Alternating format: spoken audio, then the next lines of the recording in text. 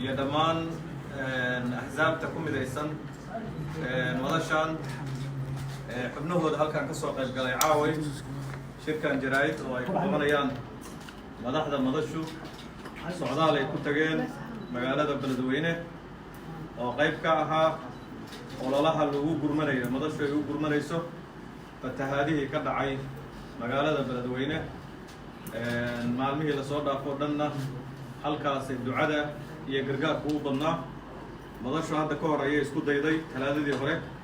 in meesha ay tagto laakiin roobab da-ay markaas awgood ayay looga baaqsaday haddana xalay ayaa la go-aamiyey in dib loo tago kadib markii xoogaa garoonkii uu maaragtay soo hagaagay marka madaxda ayaa nooga warrami doonta shirkan jaraa'id oo safarkii dheeraa oo maanta isaakay subaxii 7 subaxnimo qorshaysnaa oo lagu tegay beledweyne iyo dhulkii oo mashaqo tiro badan oo safarkaas soo waajahday in uu maaragtay si sahlan ku tago sida dadka kale ay u safraan oo kale in lagu tago meeshii loo socday dhibaatooyin badan laakiin alxamdulilah madaxdii oo nabad qabta dhibkaasoo dhan baa la soo maray dadkii reer beledweyne oo lala soo qaybsaday xanuunkii guddigii loogu talagalay oo meesha lagu soo reebay dhammaan madaxda ayaa ka warrami doonta waxaan kusoo dhaweynayaa madaxweynihii hore xasan sheekh maxamuud oo aan ku bilaabayno kadibna guddoomiyaha madasha ayaa noo soo xiri doona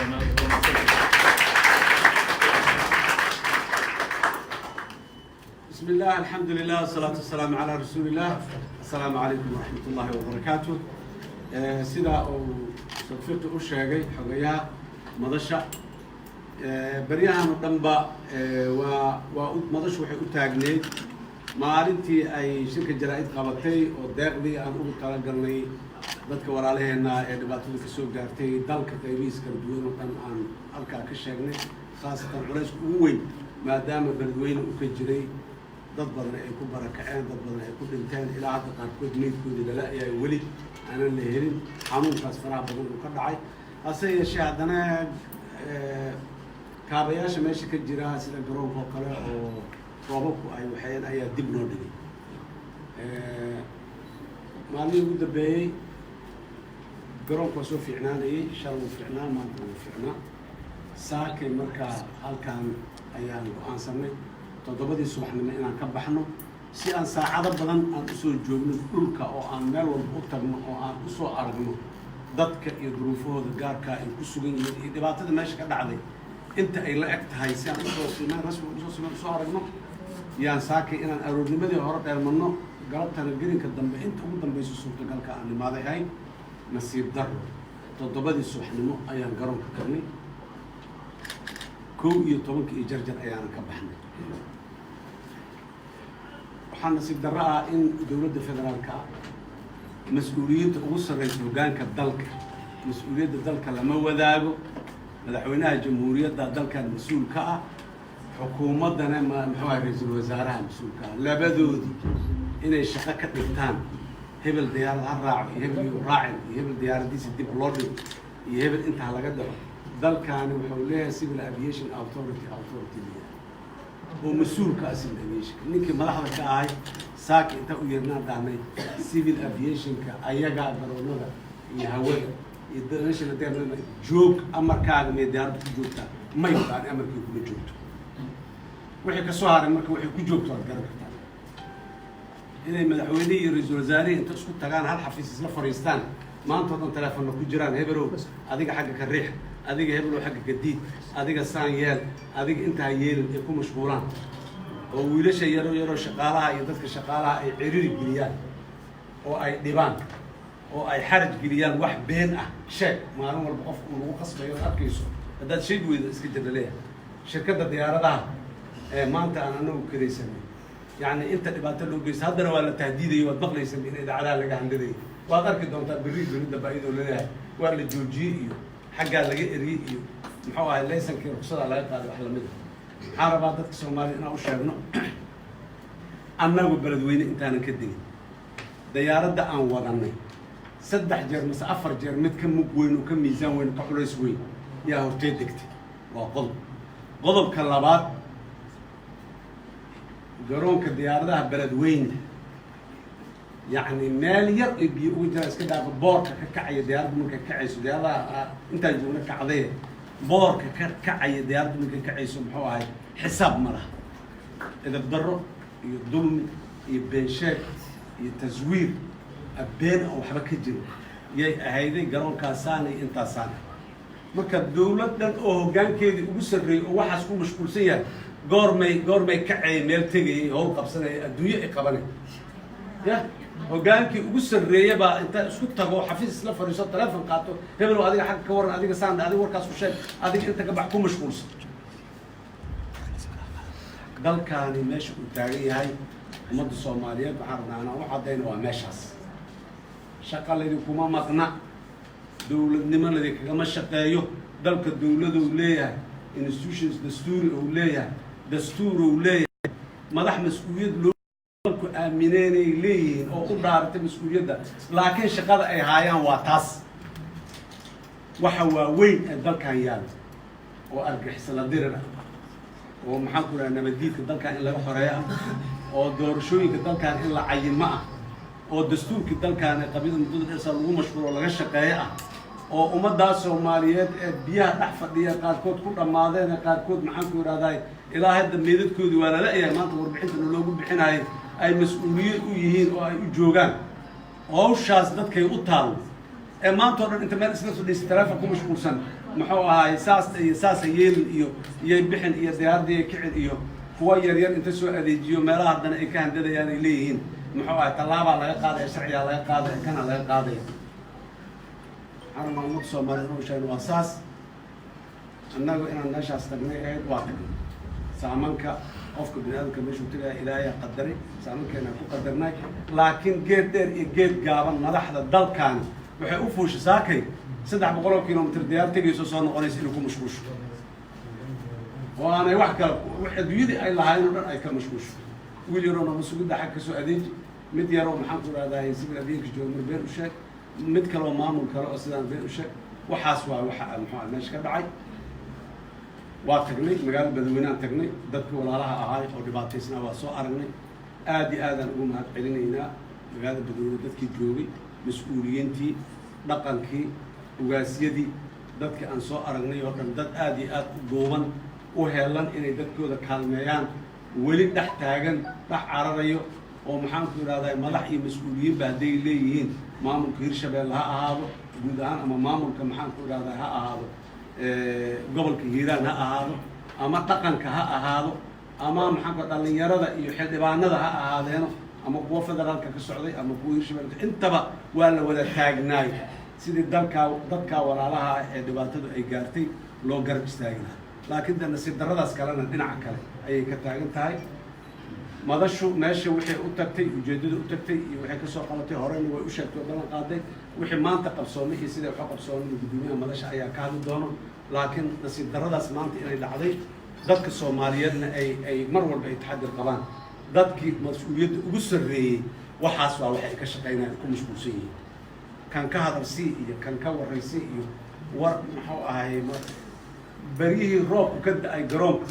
oo dhiiqadu ay ka jirtay assessment-iga laga soo sameeyay in meelaha lagu wareejiyo leeyahay maanta waa sidaan maanta waa saan wax biyo ku jiraan haba yaraatee iyo meel qoyan xataa biyo iska daayay meel yar oo qoyan xataa dhiiqa yar waa la dhihi karaa garoonka Badweynaan ma lahayn diyaarada ku aan wadana 10 jeer ka waaweyn ku dagay garoonkuna waa nasaaca maanta wuxuu yiri garoonka waa laga gabagabeysan karaa waa laga booreysan karaa qofkii biyo aan ku dhacdo oo inuu tukada rabo garoonku waa maxaa marka garoonkii sidaas ahay iyo sida maanta wax loo sheegayo ama idaacadaha madaxda ku jira waa ula kacay ahayday in laga soo celiyo masaasaa la yiraahdo waa iska noqonayna aan dhaano laakiin anagoo ka damba qaadayno waajibkana saaran iyo xaqqa dastuuriga aan leenahay iyo ummadeena waxa aan u mudanahay kan ay naga mudan yihiin u taaganahay ayaan ku adkaysanay waana ku guuleysanay waa tagnay wax culaysa iyo wax riski ah wax khatar ah oo haba yaraatee meeshaas ka jiray ama ka dhacayna ma jiro magaaladii aan ku soo wareegnay bari iyo qoraxsinaan tagnay dhulkii dhammaan soo marnay waa soo noqonay guddiyaan uga soo tagnay meesha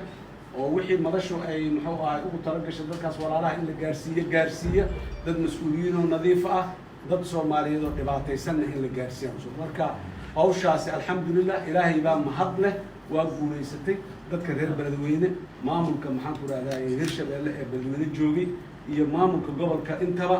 iyo ciidamada AMISOM meesha joogay intaba waa uga mahad celinaynaa sidii wanaagsanayd ee aan noo soo dhaweeyay ee nolol shaqeeyay muddadii koobneed aan meesha joognay dadkaas walaalaha weli gurmaday u baahan yihiin hadda biyo way sii yaraanayaan laakiin guryo ma jiraan nadaafadi ma jirto isbitaalka waa soo aragnay aad iyo aad u dayacayayo biyaha weli raadkoodu ku yaala maxaan ku yiraahdaa magaalada ceelashii iyo maxaan ku yiraahdaa mas'uuliyii iyo guriyihii yaryaraana waa baaba'een gargaar hor u baahan yihiin meesha waa loo gurmaday dad badan oo Soomaaliyeed iyo kaalmo badan oo meelo kala duwan oo Soomaaliya ka timid meesha tii laakiin dadku weli gargaar u baahan yihiin dadka Soomaaliyeed dad iyo dibad meel kasta oo joogaan waxaan rabaa inaan ugu baaqno meesha weli baahida way ka jirtaa baahida hore baahi ka duwanaa ka jirto nooc kale ah ka jirto laakiin dadkaas weli kaalmay mudan yihiin intii annaga mas'uuliyadana saartay ee kaalmada noogu dhiibtay walaalihiina waa u mahad celinaynaa dal iyo dibadba joogay ee gurmadkaas nagala qayb galay madashana muxuu ahaayey ku aaminay in maxaan ku rahaa dadkaas gargaarto madashuna ilaahay inankiis way gaarsiisay wayna gaarsiisay aad iyo aad u mahadsantihiin wasalaamu calaykum waraxmatullahi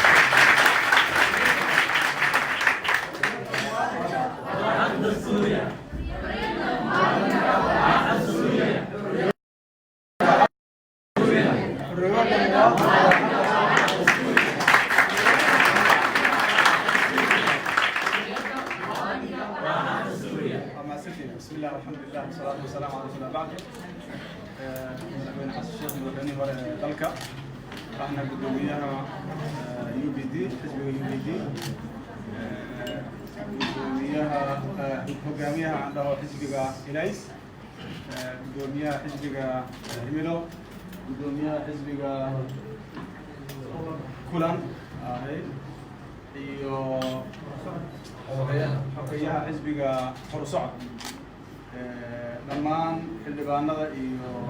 maxay ahaato akhyaarta kala duwan sidan dowlad gudoomiyaha gudoomiye shaqaadan oo ah asaguna gudoomiyaha golaha dhexe ee himilo qaran dhalinyarada ka soo qayb gashay baada saxaafadda waxaan ku salaamay salaanta islaamka assalaamu calaykum waraxmatullahi wabarakaatuh salaan kadib marka hore waxaan rabaa inaan kaga mahad celiyo qiimiga xilliga kooban aan isku wargaarsiiseen oo aan arkayno taageero maxaa taageeraysiin waxaa taa sheegaysiin xorriyadda muwaadinku waa xaq dastuuri waxa adduunka ugu fiican oo qof bani aadam oo ka shaqeeya waxaa waa inuu ama xorriyadiis ama xorriyad qof kale oo la handadaayo uu xaqiijiyo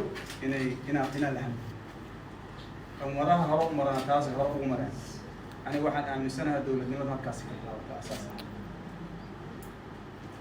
dadku inay xorriyadooda doontaan ku dheganaadaan qof kasta oo la dulmaayo inay ka hortagaan marka qof kasta oo isku daya inuu awoodda dowladnimo u adeegsado inuu ku cadaadiyo muwaadinka waa mabda asaasi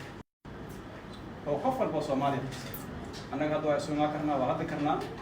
laakiin dadka aan hadlayna annaga nafteena kalena hadlayna waxaan hadlaynaa qof kasta oo Soomaaliya ah waxa la idin sheegay waa maqlayseen annaga safarkeenu wuxuu ku aadanay gurmud lacagihii la aruuriyay in la geeyo Hiiraan gaar ahaan Beledweyne dadka lagala qayb qaatay xanuunka wixii la helay loo geeyo guddigii la gaarsiiyey meesha si ay shaqadii u qabtaan dadka lagala qayb qaatay xanuunka isla markaasna la dul istaago intaas aan soo wax kale ma jiro siyaasad ma jiro waxa ma jiro dadka siyaasad socoto hadda beledweyne ku socotay ma intaas aan soo qofkii marka maskaxdiisa ay ku jirtay kismaayo markii la aadayo siyaasadda loo aadayo tanna siyaasadda loogu socday kismaayo siyaasadda loo aada sax ahayd laakiin beledweyne siyaasad loo aada taas macnaheedu waxa waaye dowladdeenu ma fahamsana wixii loo doono ما فهم سنة شرعي الغضب ديار ما حقوق المواطن كصومالي لو آمن هنا يهمس هذا تمام haddii intay istaagto dadkaas gargaarkii u baahan inay gaarsi lahaayeen waxaan dhihi lahayn alf shukr waa mahadsantihiin shaqada nagala rabaa qabateen waa iska joogi lahayn laakiin meeshii waxna ma geynayno baahideeda kuma filnin intaan baxno biyo lugaha gashan aan soo noqonaynaa sawir aan iska soo qaadaynaa qofkii aadaayana ma aadi karo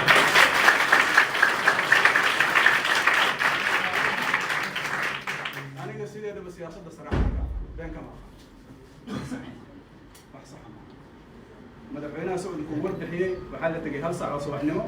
waxaa laga baxay 5 saac iyo goob intaas mar walba qis cusub aan loo anifay marka ugu daraad waxay ahayd war garoonkii biyaha galcanaya ma wali gudin karo waxaan war garoonka annaga dadkaan deganaa waan naqaanaa biyo kama jiraan waxaan naqaan waana la geeyay meesha astaghfirullah ana lama geeyna dhaxal wala soo markaan beledweyne kor tagnay oo garoonkii aan aragnay waa soo kala jiray baa xamar markaan ku soo dhowna ya بايلوتكي وحول الدولي مدن هالشيء حول مدن جرانك وقوين هاي بنا قوين لو مدينك ليه وحنا أتوسع سويح الرباط اللي قلت سوى حكم الجيران وإذا علمنا أن أو إذا ما وضع ماشي لكن مستحيل يسوى كل شيء حرير وسمايس لمركي ديارات ملتري أو ديارات أنا عم بدنا مركي أول يختار الله مركع عرس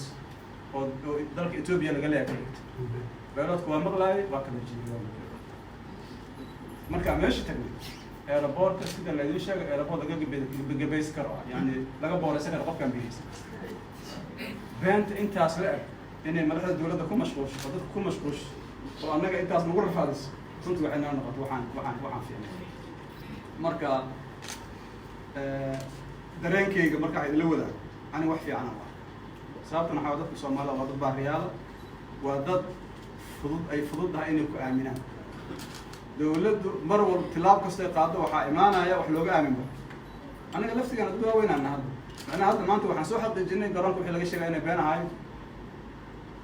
dadka reer beledweyne waxay ogyihiin garoonkeedana biyo fadhin adinka hadda warbixina qaadanaysa dawladdu inaysan awood u lahayn anaga mucaarad waana laakiin mucaarad wax dhisaya maxaa wax ku dhisaynaa sharci waymaan ugu aragtiin aniga xas shaqo wadana may ولكن أنا كره هذا الدولة ده الدنيا ما أنا وحنا الشرع هلا إذا دولة نمط وشرعية شرع هلا إذا وحقوقه الريانة حرية المواطن دولة كس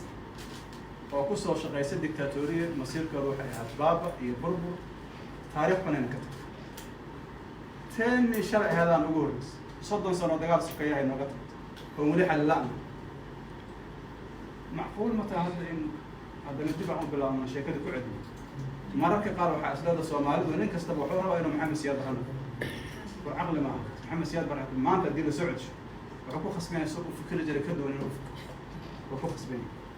مرة عقلية ده سبحان الله بعين الأسكابيو تذكران وضد شرعي وضد دولة نمو وضد نظام يكلا ذنبين في احترام هذا اللي بعين وش دولتنا وعد أبوه الرئيس ولا قرب إنه شرعي احترام marka runtii arrinta waxay nagu bixinaysaa inaan u istaagno u foojignaano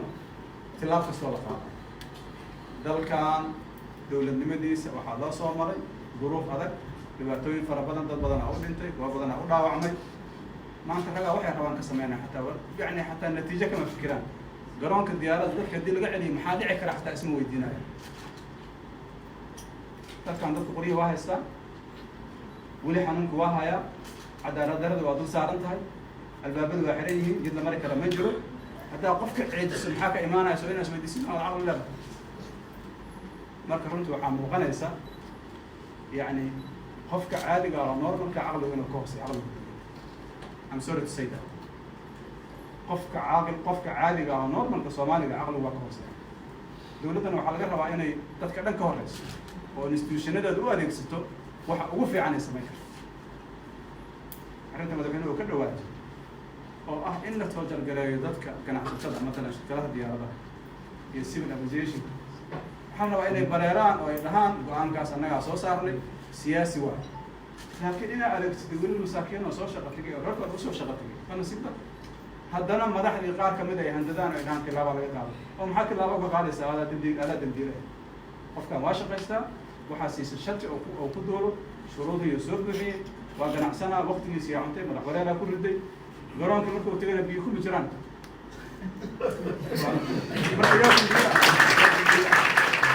أنا waxaan qabaa shirkadu inay dacwataan qabaa مش دولة إنها بس شركة إنها دعوتان قبا أو الدعوة كفر تسيب لبيش كي دولة شلا سهلة تاسو مرة شعب يحبوا تعبان كحقوق المواطنين الصوماليات يعني هذا الكلام اللي ظلمنا عن مالكس ظلم كاسي يمد لمد في سيد الدولة ده كذا عن مالكس صومالية مغلب عبشدينا سوق قارسية مرة شعب والله ثم والله ديارنا وقالهم ماشي هو سريسان قارسية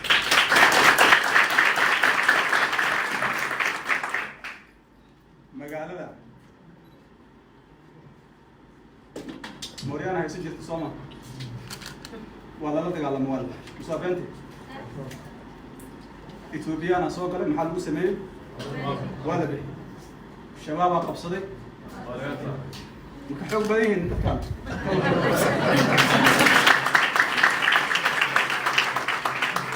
والله ثم والله والله ثم والله والله ثم والله هذا سن جورجين واضحين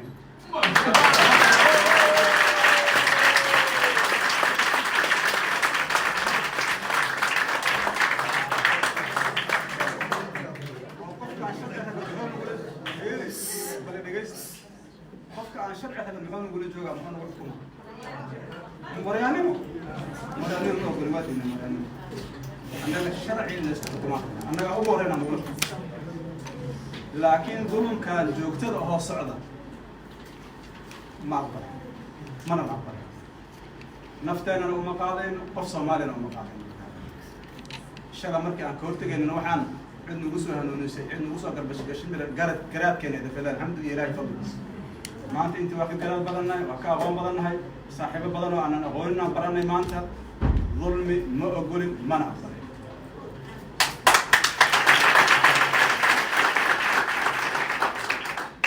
دل كان شرعي وليه هاي شرعي قاصر مع الشرعي عندي كبح هذا أرتلا تعلم ما كنت أقولش ومحشر وقدوين وحي وقدوين لما وحي وقدوين لما كم وقت توجر قريب وحوكوا للدين تاريخ سيد عن أبو آمن كان وحوكوا لسيد عن أبو توجر قريب حوكوا للدوين حوكوا للدوين لما لا بعضنا وقرنديد وأنا قرندمس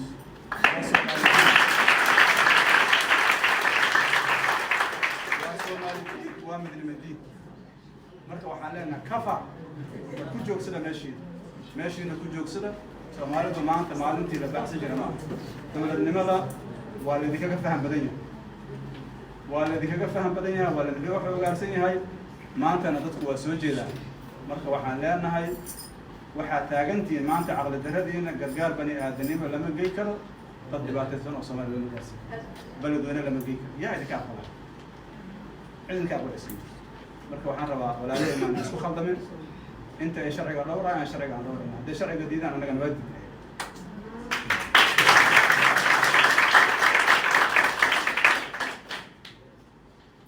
وحنا ربا مقتكل هنا وجود واحد وحالة إلى حرية هي حقوق على سوق تاع الاسمسي أنا صراحة وإنجوي قرينا عمل كان سابقا وحوالي حقوق قف قادنا أو لقى صور دقاي أو توجنا عيسى توحد في عمية قبت توجنا كذا وتجا وحي أدونك أو فعنا أو قال سناير وأنا قاطع وحرية هذا وحكي وين يجري حاول تأذن يسامر كحب بدي إنه أسكت عندنا